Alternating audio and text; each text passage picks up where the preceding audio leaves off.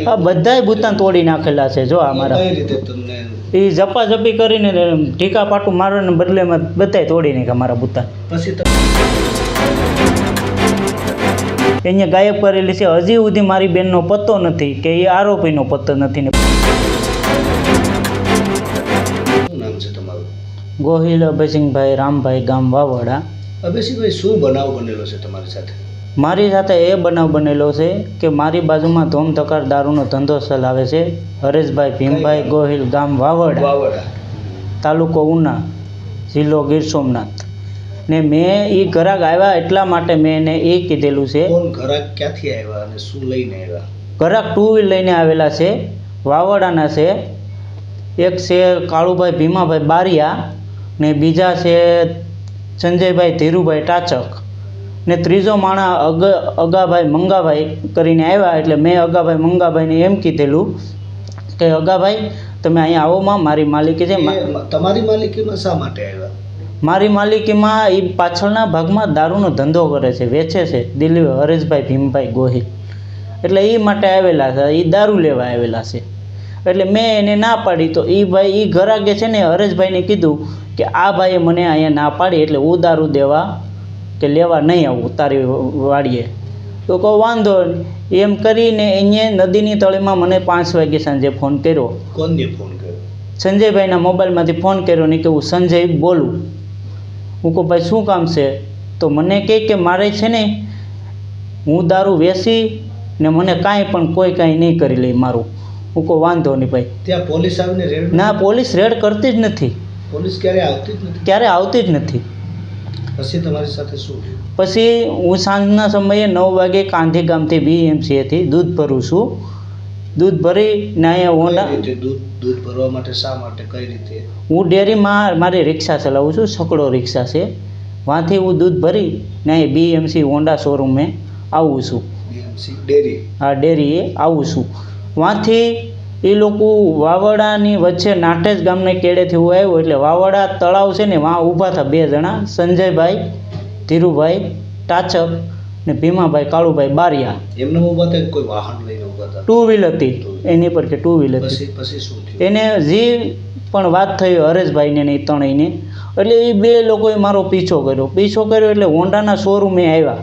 હોન્ડાના શોરૂમે આવીને મેં BMCમાં રિક્ષા અંદર નાખી એટલે એ ડાયરેક્ટ હજી ઉતર્યો ત્યાં તો મારામારી ચાલુ કરી દીધી. ત્યાર પછી હું સરકારી દવાખાનામાં, મારો મોબાઈલ પડી ગયો હતો પાણીમાં. શેના વડે તમને મારેલા છે? ઢીકા પાટું ને નોરિયા નાકમાંથી આજોલ બધે લોહીને નીકળેલા છે. આ બધે અહીંયા માથાના ઘાયે.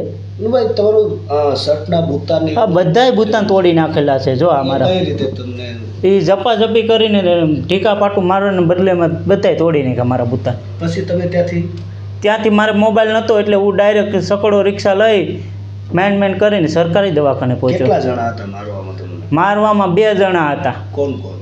ભીમાભાઈ કાળુભાઈ બારિયા ને સંજયભાઈ ધીરુભાઈ ટાચક. આમાંથી બુટલેગર કોણ છે? હરેશભાઈ ભીમભાઈ ગોહિલ. હરેશભાઈ મારવામાં નતા તમે? હરેશભાઈના કહેવાથી મારી માથે હુમલો થયો છે. હરેશભાઈના કહેવાથી તમને આ 2 લોકોએ મારેલા છે? હા, આ 2 લોકોએ મારેલા. સરકારી દવાખાને ગયા ત્યાં શું થયું? સરકારી દવાખાને ગયા તો હું દાખલ થયો. ના મને હજીશન દીધું. ના આવ્યા જગદીશભાઈ જમાદાર. ના જમાદાર, એ મને એટલું નામ આવડે છે, બીજું કંઈ નથી આવતું. તમારું ગામ છે એ ઉના તાલુકામાં આવે કે ગીરગઢડામાં આવે? મારું ગામ ઉના તાલુકામાં આવે, ગીરગઢડામાં નથી આવતું. પછી સરકારી દવાખાને પોલીસ આવી? હા, પોલીસ આવ્યા, જગદીશભાઈ આવ્યા. મને કે આમ નહીં. નિવેદન લખ્યું? મારું નિવેદન લખું. મને કે ભાઈ અમે સમાધાન કરી નાખો, એ તાત્કાલિક આજને છૂટી જાય, એની માટે કાંઈ કાર્યવાહી થાય નહીં. તો મેં એને એમ કીધું કે સંજયભાઈ ધીરુભાઈ ને ભીમભાઈ કાળુભાઈ બારિયા એ લોકોનું તમે નામ લખો, તો હરેશભાઈ ભીમભાઈ ગોહિલનું નામ તમે કેમ નથી લખતા? મેં એમ કીધું કે એનું નામ લખો, એને થકે જ મારી માથે હુમલો થયો છે. હરેશભાઈ છે? હા, હરેશભાઈ દારૂનો ધંધો કરે છે? હા, દારૂનો ધંધો કરે છે. ત્યાં જે કોઈ તમારા જમાદાર, બીટ જમાદાર, ક્રાઇમ એને કોઈ વસ્તુ કોઈ કહેતા જ નથી. એને ખુલ્લેઆમ અત્યારે તો શું કહેવાય કે 100 કલાકમાં જે આવારા તત્વો બુટલેગરોના જે નામ લિસ્ટ તૈયાર કરવામાં આવેલું હતું એમાં આ કોઈ દારૂ વેચનાર કોઈ નામ આવ્યા? સરકારી દવાખાને પોલીસ આવી? હા, ફરિયાદ લેવામાં આવી છે કે નથી આવી? ફરિયાદ લેવામાં આવી. જમાદાર મને એમ કહે છે કે એ લોકોનું નામ ન લખો, હરેશભાઈ ભીમભાઈનું નામ ન લખું. એ કે એ એમાં મારવામાં નથી, હું મારવામાં નથી, પણ સાહેબ એ અહીંયા જ મોકલેલા છે આ 2 માણસોને. આ 2 માણસોની તમે તપાસ કરો, આ 2 માણસોની કાર્યવાહી કરો એટલે એ સીધું નામ તમને દઈ જ દેશે. અહીંયા જ મારી માથે હુમલો કરેલો છે, બીજો કોઈ હુમલો કરાવેલ નથી. પછી પોલીસે તમારું નિવેદન લખ્યું? બસ નિવેદન લખ્યું મારું, મારી સહી કરી, મને કે હું સવારે 11 વાગે તમને જવાબ દઈશ. 11 વાગે તમને કોઈ 11 ફોન આવ્યો કે નથી આવ્યો? કોઈને આવ્યો નથી. મારો મોબાઈલ બંધ હતો, પાણીમાં પડી ગયો હતો, આગળ મારો ચાલુ છો. પોલીસ સ્ટેશને ગયા કે નથી ગયા? અત્યારનો પછી પોલીસ સ્ટેશને હું ગયો જ નથી. પછીનો બનાવ શું બન્યો? પછીનો બનાવ એવો છે કે 14/3/2023ની મારી ફરિયાદ છે. મારી બેન ગાયબ થઈ ગયેલ છે. દિલીપભાઈ ભીમભાઈ ગોહિલ એને ગાયબ કરેલી છે. હજી સુધી મારી બેનનો પત્તો નથી કે એ આરોપીનો પત્તો નથી. ને પોલીસ મને એ એમ કહે છે કે એ જડી ગયા ને અમે એનું નિવેદન લઈ લીધું છે. તો નિવેદન લઈ લીધું તો મેં મારી બેનનું મોઢું જ નથી જોયું હજી સુધી. પોલીસે તમને તમારી બેન સાથે મલાવેલા કોઈ દી કે નથી? મલાવેલા જ નથી. પોલીસ મને એમ જ કહે છે કે તારી બેનનું નિવેદનને અમને મળી જાય, અમે નિવેદન લઈ લીધું છે, હવે તારે કાંઈ થવાનું નથી કે તારે તું શાંતિથી બેસી. તમને તમારી ફરિયાદ લીધેલી છે કે એની નથી લીધેલી? ફરિયાદ મારી લીધેલી નથી. જ્યારે જેબલિયા સાહેબ પીઆઈ હતા ત્યારે અહીંયા ગુમની દાખલ કરેલી છે. પહેલાં અરજીમાંથી અહીંયા કામ કરેલું છે. એ ક્યારે કરેલ છે ગુમ થયાની? એ મારી પર કે તારીખ છે ને ઓલામાં લખેલી છે, મારે ઘરે પડ્યું છે કાગળિયું.